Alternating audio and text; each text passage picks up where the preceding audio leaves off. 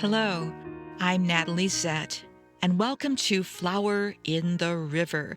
This podcast, inspired by my book of the same name, explores the 1915 Eastland disaster in Chicago and its enduring impact, particularly on my family's history.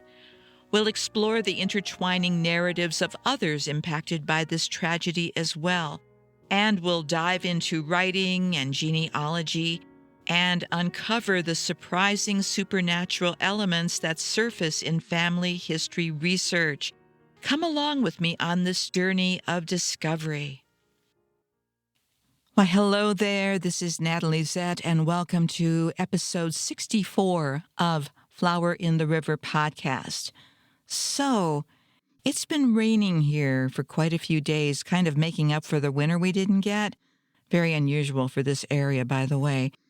And yesterday's deluge reminded me of another deluge that took place a few years back, May 31st, 1889 to be exact.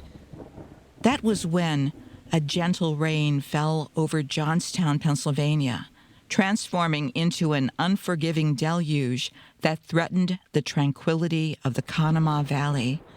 Far above the town, the South Fork Dam, an aging structure holding back the waters of Lake Conemaugh, groaned under the relentless pressure. By mid-afternoon, the dam could no longer withstand the force, and with a deafening roar, it gave way, releasing a wall of water that thundered down the valley like an unleashed beast. As the floodwaters rushed toward Johnstown, they swept away everything in their path: trees, houses, railroads, and bridges. The town's residents, many unaware of impending doom, were caught in a terrifying wave of destruction. Within minutes, the once bustling industrial town was reduced to a scene of unimaginable devastation. Buildings crumbled, fires ignited from overturned stoves, and debris choked the streets. When the waters finally receded, over 2,200 lives had been lost, and Johnstown was left to grapple with the profound loss and the daunting task of rebuilding from the ruins. Unlike the Eastland disaster, those of us from Johnstown recount the flood's harrowing details as if we were there. We don't need reminders because it's ingrained in our identity. Several of my family members were caught in the torrent, most notably my second great-aunt, Julia Pfeiffer Rohr. In the chaos, she snatched up her 2-month-old daughter, Anna, wrapping her tightly in her apron. As the current threatened to sweep them away, a farmer heroically grabbed Julia by her long hair, hauling her and the baby to the roof of his barn. There they waited out the storm, surviving against the odds, and Julia and baby Anna were reunited with Robert, Julia's husband. Perhaps it was that close brush with death that convinced Julia and her husband to heed the call of other family members who found refuge in Chicago. They persuaded Julia's brother, my great-grandfather, and his family to leave Johnstown and join them in the Windy City, hoping to escape the shadow of disaster. But, well, yes, fate had other plans. Their daughter, my great-aunt, Martha Pfeiffer, perished in the Eastland disaster. The coincidence of my family being involved in 2 major water-related disasters is haunting. It's as if the current of fate carried us from one tragedy to another, intertwining our personal history with these profound national calamities. The waters that once threatened to engulf us in Johnstown, they seem to follow us, reshaping our legacy in the depths of the Chicago River. So that's how my family ended up in Chicago. And in this episode, I'm going to tell you about some other families who also relocated to Chicago around the same time. When we think of the Eastland disaster, we often picture it as purely a Chicago event. After all, the tragedy took place on the Chicago River, forever etching itself into the city's history. However, the Eastland disaster has roots that extend way beyond the Windy City, reaching all the way to New York and New Jersey. In the early 20th century, between 1900 and 1915, Western Electric, a prominent player in the telecommunications industry, maintained a significant presence in New York City. Their main facility at 463 West Street in Manhattan bustled with activity, mirroring the rapid industrial growth and urbanization that characterized that era. But as time passed, Western Electric found itself at a crossroads. The company's expansion and increasing production demands necessitated a change in strategy. The Hawthorne Works, a state-of-the-art facility in Chicago, emerged as the perfect solution, offering a centralized location and ample space for growth. From 1910 to 1915, Western Electric began relocating many of its New York employees to Chicago. The city's logistics and transportation infrastructure made it an ideal choice for large-scale manufacturing. Moreover, the move coincided with the nation's industrial boom and preparations for potential wartime needs, adding an extra layer of importance to the transition. The rise of the Hawthorne Works created a wealth of opportunities for Western Electric employees. Those who embraced the chance to relocate from New York to Chicago found themselves at the forefront of innovation, working in a cutting-edge facility that represented the future of the company. There were those already living in Chicago who took advantage of this opportunity, but people came from all over to work for this company. And by 1915, a substantial number of Western Electric employees had made that journey from out east to the promising shores of Lake Michigan. Little did they know that their lives would soon become intertwined with one of the most tragic events in Chicago's history. For this part of the podcast, I'm going to focus in on one group of people in particular, although there were quite a few families and individuals from mostly New Jersey who were working in New York and later Chicago who were affected by the Eastland disaster. But for this episode, we are going to meet members of the Willig, Cruz, and Larson families. Most of these folks were born in New Jersey or New York between the 1880s and 1890s, and this was an eclectic group with ancestors from Ireland, England, Germany, and Norway. As they became young adults, many of them worked for Western Electric or the telephone company in New York City. By 1910, many had moved to work for Western Electric's Hawthorne Works in Chicago. This article that I'm about to read is from the Hudson Observer, that's in New Jersey. The date is July 28th, 1915. Before I read this letter from Martha Willig, which was reprinted in the Hudson Observer in 1915, I want to warn you that the account you are about to hear is that of someone who survived the Eastland disaster, and it's very graphic, so if that type of thing disturbs you, please don't listen and scroll through to the end of the podcast. And I want to share something significant. Martha, who was just 19 years old and working for Western Electric when she boarded the Eastland, has never been mentioned in any literature or any website about the disaster that I could find. And I actually went as far as looking in the Wayback Machine. That's the site that has old archived websites and information on the internet to see if I could find anything about her, and I could not. So If somebody has already published this, I've not seen it. But the fact that it was so difficult to research in the first place tells me that this may be outside of the first time it was published, the second time this story has been shared in over 100 years. So, as always, it is an honor to share these stories, and I want to share Martha Willig's story with you today.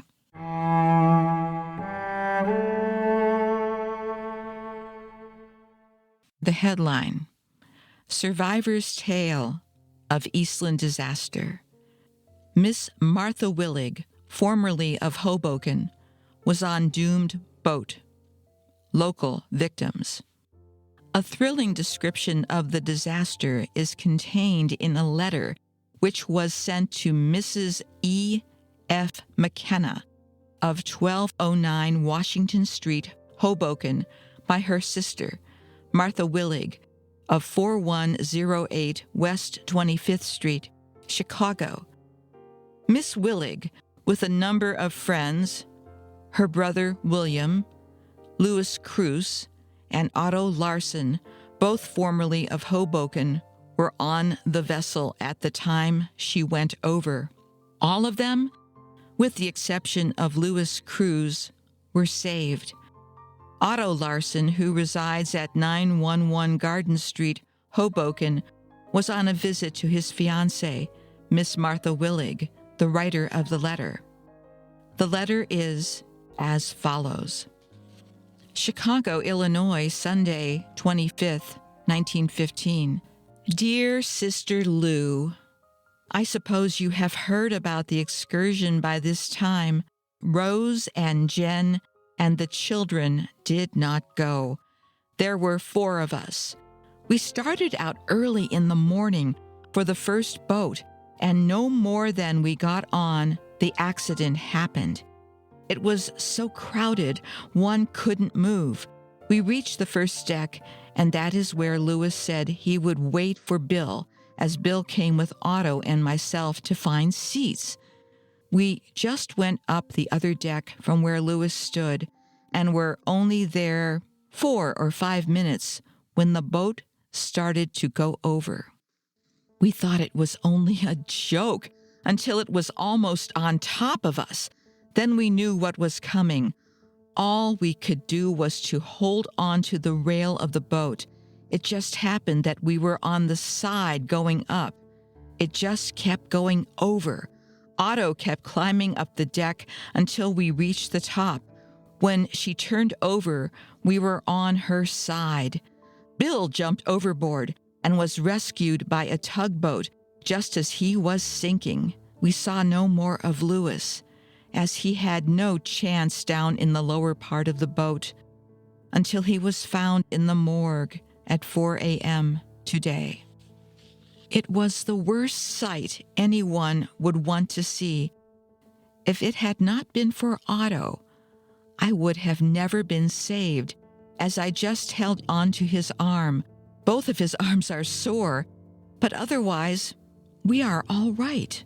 Lou, you cannot imagine what it was. I thought it was my last minute on earth. The people screamed and tore each other apart. We saw women and children go down all around us, and we could not do anything for them. All my girlfriends from work are drowned. There are a dozen people dead on every block.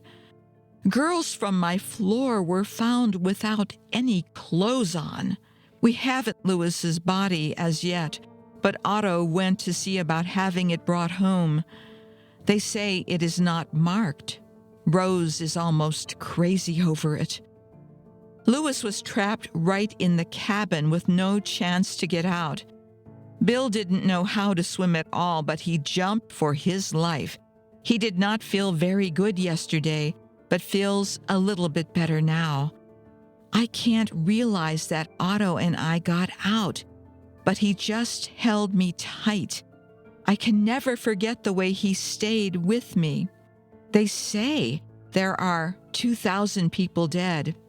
It must be true. Every home around us is in sorrow. Rose wanted to go to the excursion so badly. The people upstairs were going to mind her children, but Rose changed her mind in the last minute. It must have been terrible for poor Louis, as he was out of his mind at the time. It was enough to put anyone out of their minds. Otto had to just hold me up. I could not stand on my feet any longer. We waded in the water for about an hour before anyone came for us. We lost everything we had. As soon as we were rescued, we made for the car without hats. We did not look half as bad as some of them. My hair was all down, and I had only one slipper on, but we can thank God we are alive. Bill told me that Mr. Wolcott from 1209 Washington Street, right next to you on the same floor, you know the man who came out here. Well, he and his wife are dead. I was standing on one side when she was going over, and my two bosses were standing right across the deck. Both of them went under, leaving families. I can always see the sight before me. It was one day we will remember. I do not know what Rose will ever do. I thought maybe you would come out, but it would be a quick trip. Well, I have to close, hoping to hear from you right away. My regards to Ed and Ethel. Don't mind writing. Sister Martha. And now there's a P.S. here. We do not know when Louis will be buried. Rose is trying to keep him until Wednesday, but we do not know if we can. Answer soon. So that's the conclusion of Martha's letter to her sister. And this is the rest of the article. Again, probably was written by the staff at the Hudson Observer. Continued.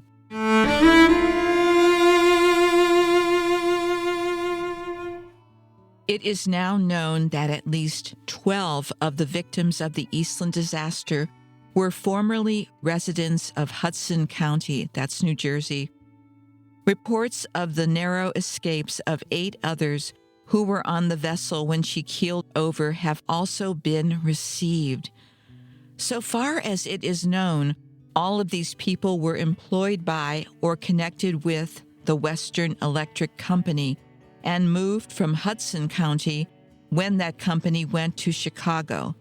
Those who are known to have perished are Mrs. Ella Remy and her daughter Florence, formerly of 108 Hudson Avenue, West Hoboken, Mr. and Mrs. Wolcott, formerly of 1209 Washington Street, Hoboken, Anna Hillman, niece of Mr. and Mrs. Fred Mikey, formerly of 917 Willow Avenue, Hoboken, Martin Judge and his son, also formerly of Hoboken, George Philip Recton, formerly of 620 Hudson Street, Hoboken, Mr. and Mrs. George C. Schneider, and their son, Leslie, formerly of 207 Bowers Street, Jersey City, and John Camper, son of Henry Camper, of 83 Lake Street, Jersey City.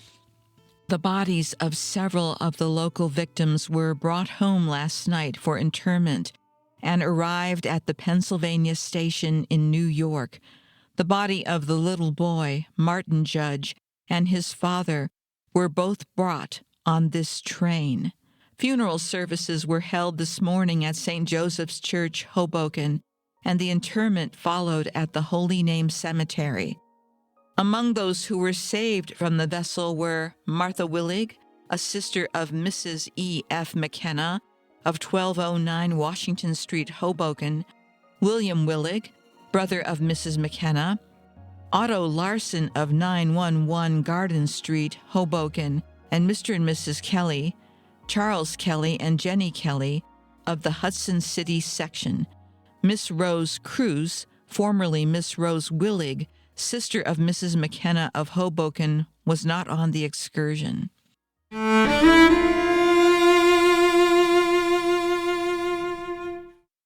So, what happened afterward with these people? First of all, let me tell you a little bit about Hoboken if you're not from the United States, or if you've never spent any time out east, Hoboken, New Jersey is actually a really interesting and lovely place. Like Chicago, it boasts a rich history, and it's deeply tied to its strategic waterfront location across the Hudson River. It's directly across from Manhattan. At the turn of the 20th century, Hoboken's docks were bustling with activity, supporting industries like shipbuilding, warehousing, and railroads. And the city's proximity to New York City made it an ideal location for manufacturing, including the production of Wonder Bread. That's right, which became a household staple and provided numerous jobs for residents. Hoboken is always significant in the history of baseball, hosting the first recorded game in 1846 at the Elysian Fields, laying the foundation for America's pastime. Adding to Hoboken's cultural richness is its connection to the legendary singer and actor Frank Sinatra, who was born there in 1915.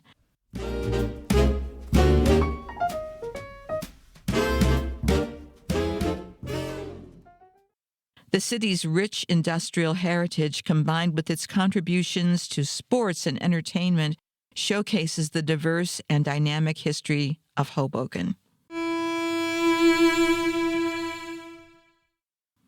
Now, let's go on to the Larson and Willig families.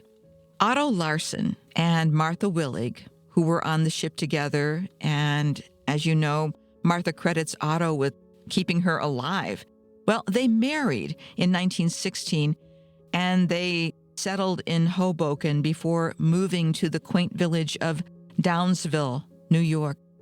They raised 2 sons and 2 daughters, with Otto working first as an iron worker in the New Jersey shipyards before eventually becoming a bartender. Otto passed away in 1971, followed by Martha in 1975, and unfortunately, I couldn't yet locate their obituaries, but nonetheless, their legacy lives on through their children who remained on the East Coast until their own passings. Martha's sister, Rose, she was married to Louis Cruz, who was killed.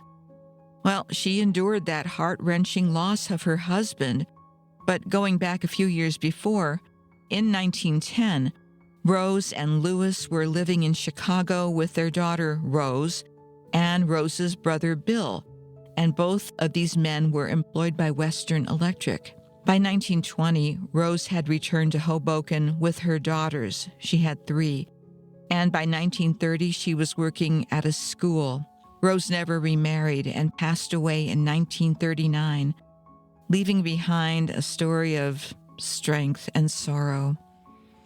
William, Bill, who was the brother to Martha and Rose, he also survived the Eastland disaster, but he remained in Chicago, continuing his work with Western Electric, marrying, having a son and 2 daughters. He eventually retired to Mountain Home, Arkansas, where he died in 1963. His obituary made no mention of the Eastland, yet the shadow of that tragedy surely lingered in his life, in all of the lives of those who survived. The impact of that fateful day undoubtedly followed them throughout their lives. It's a poignant reminder of how history's ripples touch personal lives in ways that are seen, and I would dare say mostly unseen. As always, I like to let my subjects speak for themselves. In fact, when I began this journey, I thought I really don't want to editorialize unless I have to. And in this case, Martha Willig did a fine job of recounting that day. I am so grateful to have found this eyewitness account of what it was like not to observe the Eastland, but to be on the Eastland when it capsized. Again, these histories are invaluable. And thinking again of the impact of being born in a place like Johnstown, Pennsylvania, it's not just me. This history is written into all of us from Johnstown, and we have a massive Facebook group. And whether we're discussing the flood of 1889, which I can assure you none of us were involved with, or the later one in 1936, my mother was involved with that, or the even later one in 1977, people keep that history alive because we do. We all have different memories, and the memories are those memories that were shared with us by our parents, grandparents, great-grandparents. There's a flood museum in Johnstown. And so there's a way where certain places and certain types of events are kept alive. And I can tell you, Johnstown is beautiful. To me, it's one of the most beautiful places on earth. Not that I've been all over the earth, but it is, because I love it. And people love Johnstown. It is beautiful with its hills. It's right in the Laurel Mountains, and it's gorgeous. But it's filled with sorrow. It's filled with hard times, industries that left everybody hanging. It's filled with the lives of early immigrants, most of whom were from Eastern Europe, Central Europe, Italy. History of the Johnstown Flood and the history of Johnstown will go on past all of our deaths because, again, there are so many younger people who are intrigued with this. The history is kept alive, not through effort, but it's shared amongst all of us. Humans are built for storytelling and story keeping. And because I have to say, as a group, we Johnstown folks are so good at sharing our various stories, that's what stays with us, and that's what continues into the future.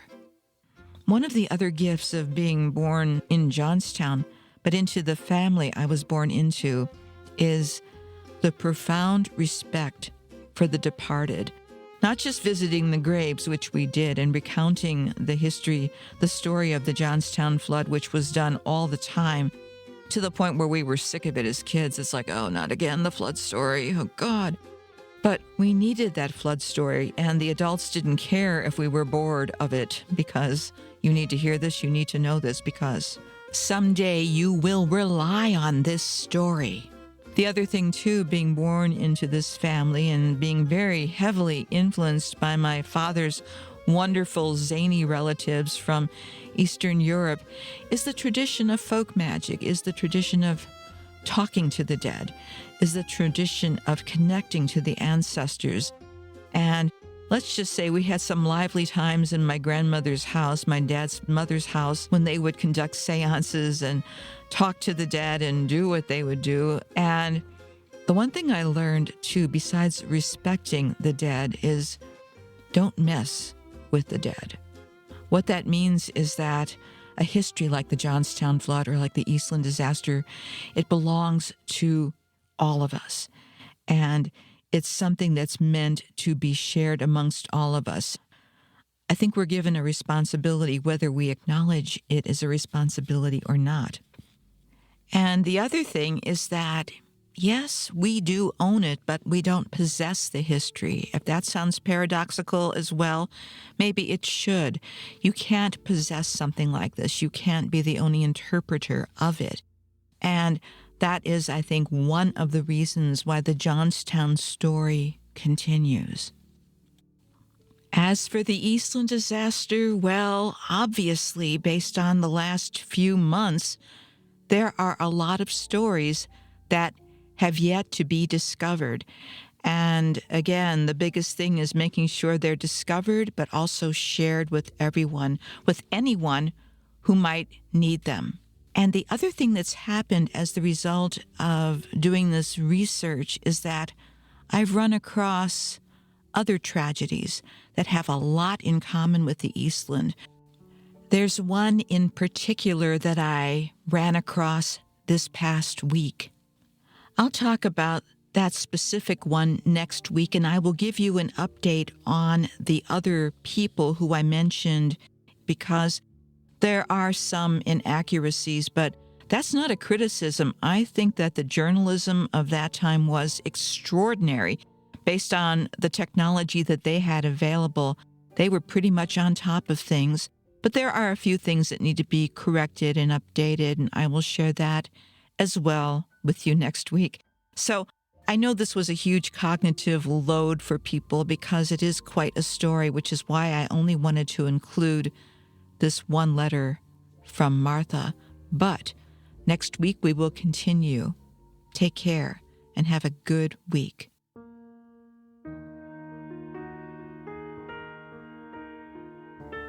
Hey, that's it for this episode, and thanks for coming along for the ride. Please subscribe or follow so you can keep up with all the episodes. And for more information, please go to my website. That's www.flowerintheriver.com. I hope you'll consider buying my book, available as audiobook, ebook, paperback, and hardcover, because I still owe people money. And that's my running joke. But the one thing I'm serious about is that this podcast and my book are dedicated to the memory of all who experienced the Eastland disaster of 1915. Goodbye for now.